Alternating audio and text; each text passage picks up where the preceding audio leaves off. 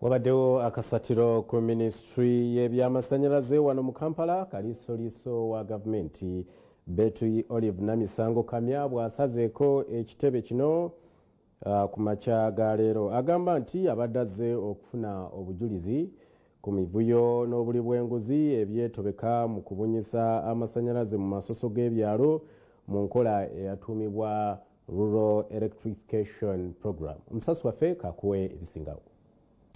Ku ssaawa 2 ez'okumakya kaliisoliiso wa gavumenti Betty Olive Namisango Kamya atuuse ku Minisitule y'Amasannyalaze n'obugagga obw'ensibo. Alinze okumala essaawa nnamba ng'abakungu tebannatuuka era avumiridde eky'abakozi ba gavumenti okulwawo okutuuka ku mirimu so nga bateekeddwa okutandika okukola ku ssaawa 2 zennyini ez'okumakya. Era ffe tuba tujja tugwa bugwi kiyiifuyiifu ku bantu tetubatemyako nti tujja tubaguddeko olwaleero.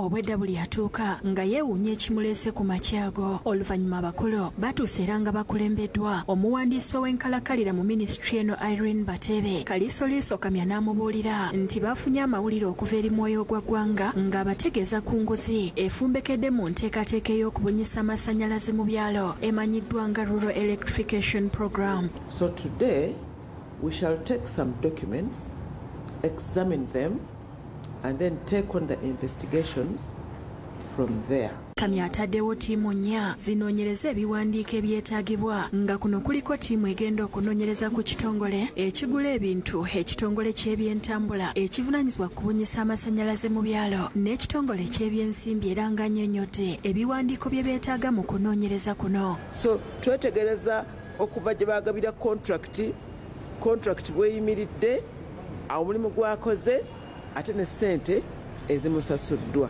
Batebe ategeezezza Igg nti byanoonyerezaako nabo bazze babiwulira era nti bazze nga bakola okunoonyereza nga ministry. As a ministry we want to report together with the team that we do work hard to ensure that the controls and processes are being implemented and put in place to ensure we deal with aspects of corruption. Asubiza okukwatagana n'abanoonyereza ba Igg okulaba nga bafuna ebiwandiiko ebyetaagisa. We will do our part, which is to cooperate with the investigators to ensure we provide all the information required. Oluvannyuma Kamya ayogeddeko n'abakozi n'abalabula okwewala okozesebwa bakama baabwe nti kwa bwe banaakwatibwa tewajja kuba kyakwekwasa. Please don't be used, because at the end of the day you will stand alone. Those people in OPM, they are now in court, they are going to be interdicted, they are going to lose jobs.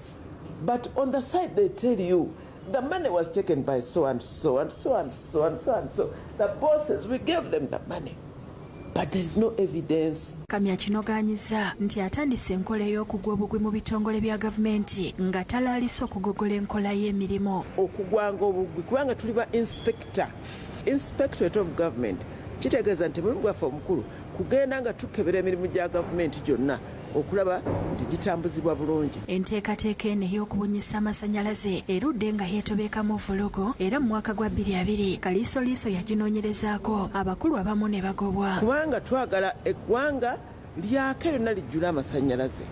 Kaakati abantu abatono bwe bezza ssente nga bwe twawuliddeko eggwanga ne libeera mu kizikiza. Fenna ekiddako kutema miti. Igg asiibudde okuva mu kifo kino n'aleka nga abanoonyereza batandise okufefeeta woofiisi emu ku emu okufuna ebiwandiiko. Fred Kajubi yakusakidde eggulire lino.